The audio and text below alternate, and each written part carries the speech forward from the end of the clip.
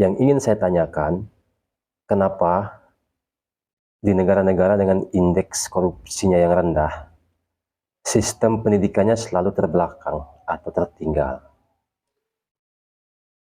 Saya habis menulis materi, jadi mumpung segar ingatan, saya bahas di konten ini. Saya akan memulai dengan sebuah argumen. Dalam sistem yang korup, pengetahuan rakyat adalah ancaman. Dalam sistem yang adil, kebodohan rakyat adalah bencana.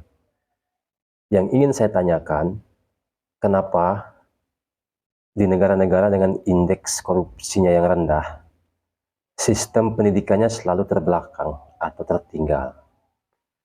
Di tahun 1960-an, seorang tokoh pembaharu dunia pendidikan yang bernama Paulo Freire itu mencetuskan sebuah program yang sangat jenius, yaitu program pemberantasan buta huruf bagi orang-orang dewasa. Pesertanya antara lain adalah petani, buruh, dan anak-anak muda yang termarginalkan di negaranya sendiri, yaitu di Brazil. Selama 45 hari, Paulo Freire berhasil menjaring berbagai macam latar sosial yang mengikuti program ini.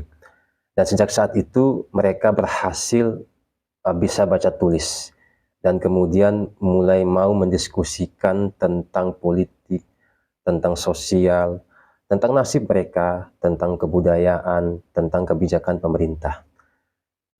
Dan alhasil pemerintah kemudian merasa waspada, mencurigai bahwa metode yang digunakan oleh Paulo Freire terlalu politis, sehingga membuat masyarakat mulai berani mempertanyakan arah kebijakan pemerintah, mulai protes, mulai bersuara, mulai mempertanyakan, mulai tahu dari mana pangkal masalah kenapa Brazil itu menjadi negara miskin saat itu. Sampai Paulo Freire akibat dari itu diasingkan oleh pemerintah Brazil ke Chili dan Geneva.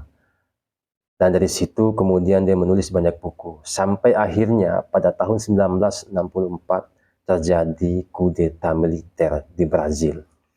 Nah, di sini penting saya pahami bahwa betapa pentingnya sebuah pendidikan untuk mengangkat kesadaran masyarakatnya atau menyuplai pengetahuan penting pada masyarakat itu.